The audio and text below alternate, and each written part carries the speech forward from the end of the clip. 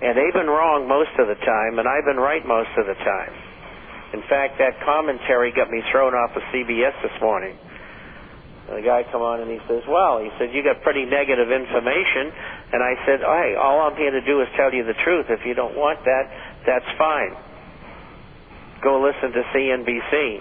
And with that, they shut me off the air. But anyway, that's where we're headed. It may seem like a long way to you, but it's not.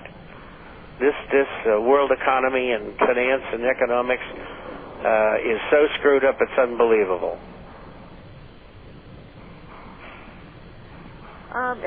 Bob, we talk about, and I know when people dabble in playing options and so forth, there's a, they know about the expiration date and everything like that. And this gentleman, Michael, wants to know about, is it good to wait during the monthly time of this expiration date? Is that a good time to buy gold? Do you wait to buy gold? Well, it all depends on what precedes.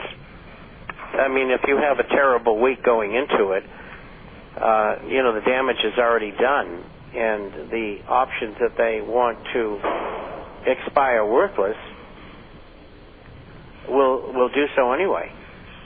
On the other hand, if you've had a moderate to good 2 or 3 weeks prior to option expiration, you can expect they're going to try to take gold down, in this case gold, $20 or $30 an ounce. And that's exactly what they did. But I also think that if people are, when you're looking to buy gold, the physical product, you can't. Sure, you can save a few dollars here and there, but I get this every year going into summer. Well, summer is usually a slow time for gold. It's not as busy as what it is now. And that's when gold broke out this year. And that's so you can't really time the market, because I think in these markets, if it was, like it was in, 2000 or 1999 or whatever, but in this period, I don't think there is a special time that you can wait to buy gold.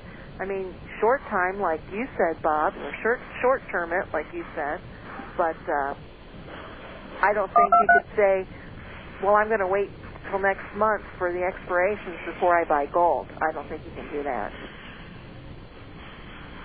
Well, I tell people don't try to time it. If it goes down, take advantage of it if you got money. And I think we heard I wasn't sure if that was the phone or the hammer again. If that was the notice that we're down at the bottom of the hour, and I think we are. So we'll be back in just a little bit. We'll be listening to some messages, and until stay tuned. Well, I don't know what they're doing down there. I don't know. Can't you yell at them? Can't do anything. It's got to get done. Well, they couldn't. Well, let's wait till we're off the air. You did what? They couldn't stop for an hour? I do. Good afternoon, ladies and gentlemen. You're listening to Financial Survival and some hammering. Anyway, we're going to give Bob a hard time about this one. 800-375-4188 for all your gold and silver coin needs. And Bob, tell us about the International Forecaster, please. The forecast is about business, finance, economic, social, political issues all over the world. Published Wednesdays and Saturdays, about 50 pages each time, by email. And we have a hard copy that goes out twice a month as well for those who are not on the Internet. If you'd like to see our site, that address is the internationalforecaster.com. The international, FORECASTER.com. And if you'd like to email us, that address is Bob, B-O-B, at INTFORECASTER.com. Bob at intforecaster.com. 800-375-4188 for your complimentary issue to the International Forecaster. And, of course, your gold and silver coins at Discount Gold and Silver. And coins are doing great. I don't even think they came down from, they actually went up. They actually went up, and we didn't have any price changes today from yesterday. So coins are doing well, and it's still a little soft from the highs of the year, from the beginning of the year and so forth. But they're still maintaining fairly well. So give us a call at 800-375-4188. Here's a question. I get this a lot because people save their money, and this is in from Franklin. And, they're looking to buy a house or something, maybe 6 months to a year, or maybe even a little bit longer. And they've saved their money. And he wants to know if he can buy gold now and expect to use this gold to purchase a property anytime between now and, again, 6 months. And would putting this money into gold help him to retain the value of his cash for such a short period of time? Well, I think the thing to do is put the money in gold. What do you think? I think if he does that, you would strictly want gold bullion coins. Because you really don't know, if you come across that property, whether it has a house on it or not.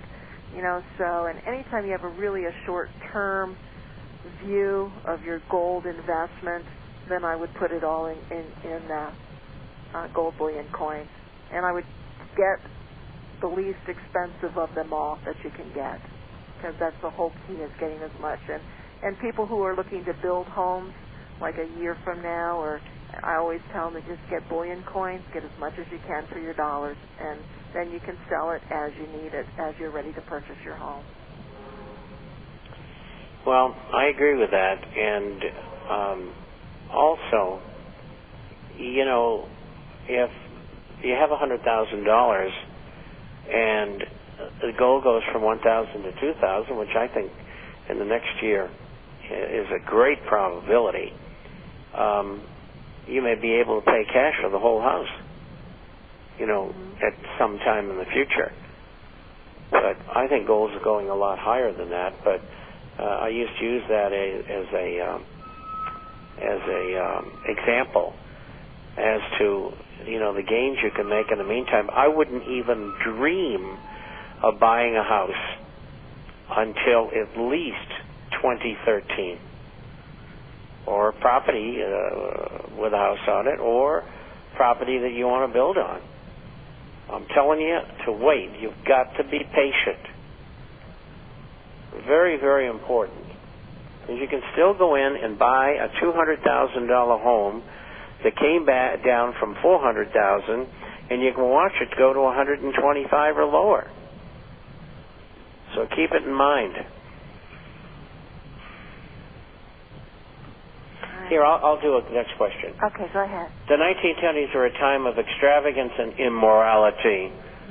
Easy wealth led to the rise of arrogance and atheism, pornography and debauchery. People had no time for God.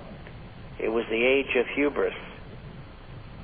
Their recalcitrance was rewarded with the Great Depression, the Dust Bowl, and Adolf Hitler. It was a rude awakening. Out of the calamitous 30s emerged a noble people. Those Americans were molded by fire and became known as the greatest generation. They were humble, hardworking, devout, and wholesome. The 40s, 50s, and 60s were idyllic. Unfortunately, Americans' children have now become the opposite of their grandparents. They are selfish, lazy, rude, and rebellious.